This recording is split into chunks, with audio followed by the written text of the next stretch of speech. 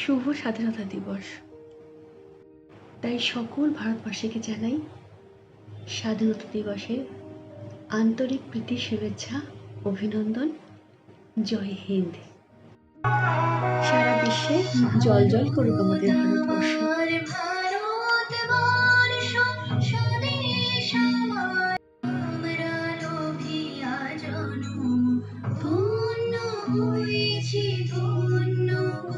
এদিকে বাবা পতাকা তুলে দিচ্ছে। পতাকাটা কত সুন্দর ঝলঝল করছে। আর আজকের আকাশটা এত সুন্দর, মানে একদম ঝলমল আকাশ, অপূর্ব লাগছে। সকালে পতাকা তুলে দিলে বাবার আমি নিচে চলে আসছি। সেই সময় পাশের বাড়ির সব আন্টিরা সবাই ওরা প্রদীপ দেখালো, শাক বাজালো। সকালটা শুরু হলো অন্যরকম, ভীষণ ভালো লাগে সকালটা।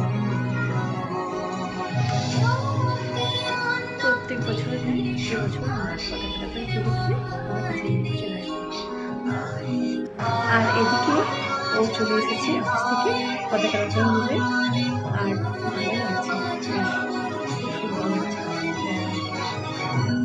সাদা পাঞ্জাবি পরেছে।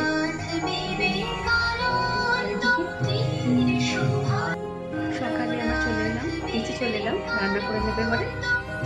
বাবা উপর থেকে এসেই বাজার চলে গেছিল। আর কাল তো জন্মাষ্টমী, সেজন্য আস্তে আস্তে করে বাজারগুলো করছে। কেননা অনেক কিছু তো করতে হবে, ওই জন্য আজকে ফল টলগুলো কিনে রাখছে। আর বিকেলের দিকে হয়তো মিষ্টিগুলো আনবে। আগের দিনে করে রাখলে ভালো হয়, কেননা বাবারও তো বয়স হচ্ছে। বিভিন্ন ধরনের সবজি নিয়ে চলে এসেছে। এটা একটু হাওয়াতে দিয়ে দিয়েছি। আর ফ্রিজে রাখলে না, গরম তো, রাখলে খারাপ হয়ে যাবে, সেজন্য একটু হাওয়াতে মেলে দিলাম। তারপরে ফ্রিজের মধ্যে তুলে রেখে দেব। আর এদিকে আমি রান্না করে নেব। আজ করে নেব চিংড়ি মাছের একটা অপূর্ব স্বাদের রেসিপি, যেটা হলো সর্ষে আর নারকেল বাটা দিয়ে অপূর্ব স্বাদের চিংড়ি মাছের রেসিপি। তোমরা দেখতে থাকো।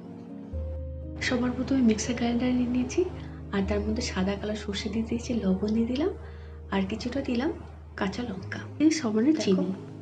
এবারে এটা একটা মিহি পেস্ট বানিয়ে নেব। বানানো হয়ে গেছে। এবারে নিয়ে নিয়েছি এক মালা নারকেলকে ছোট ছোট করে কুচি নিয়েছি। এটাকেও সর্ষের সঙ্গে বেটে নেব। আমি অতটা সর্ষে দিই না, চিংড়ি মাছ তো অল্প, সেজন্য অল্প করে সর্ষে বাটা দিয়ে নারকেলটাকে ভালো করে বেটে নিয়েছিলাম। এবারে একটা টিফিন বক্সের মধ্যে চিংড়ি মাছ নিয়ে নিয়েছি, লবণ, হলুদ আর কাশ্মীরি লাল লঙ্কার গুঁড়ো আর একটু ঝাল লঙ্কার গুঁড়ো দিলাম। তারপরে যে সর্ষেটা আর নারকেলটা বেটে রেখেছিলাম সেটা এর মধ্যে দিয়ে দিলাম। এবারে মিক্সারে বাটি হওয়া জল কিছুটা দিয়ে দিলাম এর মধ্যে। দিয়ে দুটো কাঁচা লঙ্কা দেবো, আর দিয়ে দেবো পরিমাণ মতো সর্ষের তেল। এটা সর্ষের তেল দিয়েই করতে হবে। সর্ষের তেলটা আমি বেশ কিছুটা দিলাম, মানে ওই 1.5 চামচ 2 চামচের মতো। এবারে সমস্ত কিছু উপকরণকে ভালো করে হাত দিয়ে মেখে, আগে থেকে আমি কড়াইতে গরম জল বসিয়ে দিয়েছি। এবারে ভালো করে চাপা দিয়ে এটাকে আমি ওর মধ্যে বসিয়ে দেবো। এই রান্নাটাতে কোনো ঝামেলা নেই, কিন্তু খেতে অপূর্ব হয়। একবার এভাবে করে দেখো, ভালো লাগবে। এই টিফিন বক্সে চাপা দিয়ে দিলাম। এবারে গরম জলের মধ্যে বসিয়ে দেব। ব্যাস, আর কোনো ঝামেলা নেই। এটা এর মতো হতে থাকবে, আর কিছুক্ষণ আমি এটা চাপা দিয়ে দেব। ফিরে এলাম কিছুক্ষণ পর, আর চিংড়ি মাছটা খুব তাড়াতাড়ি হয়ে যায়। এবারে টিফিন বক্সটা খুলে নেব। গরম তো, একটু হালকা ঠান্ডা হলে খুলে নেব। দেখো কত সুন্দর হয়েছে। এটা গরম ভাতের সঙ্গে অপূর্ব লাগবে। একবার এভাবে করে দেখো, ভালো লাগবে। আর আমাদের যে ছোট্ট বাগান আছে না, তার মধ্যে একটা থোড় হয়েছিল, আর থোড়টা অল্পই হয়েছিল, সেই জন্য থোড়টা মা ছোট ছোট করে কেটে নিয়েছে, আর লবণ দিয়ে ভালো করে এটাকে মেখে রেখে দিয়েছিল। করে নেব থোড়ের রেসিপি। কড়াইয়ে সর্ষের তেল দিলাম, আর সর্ষের ফোড়ন আর একটা শুকনো লঙ্কা দিলাম। ব্যাস, এতে আর কোনো ঝামেলা নেই। আর থোড় মোচা তো এমনিতে খাওয়া তো খুবই দরকার, পাওয়া যায় না সহজে। গাছে হয়েছিল ছোট্ট সাইজের একটা, এটাকে কেড়ে নিয়ে এসেছে। আর এই যে রান্নাটা করে দেবো এবারে। আর এই রান্নাতে কোনো মশলা দেবো না, ওই শুকনো লঙ্কা আর সর্ষের ফোড়ন দিয়ে এটা করে নেব। কড়াইতে ভালো করে ভেজে নেব।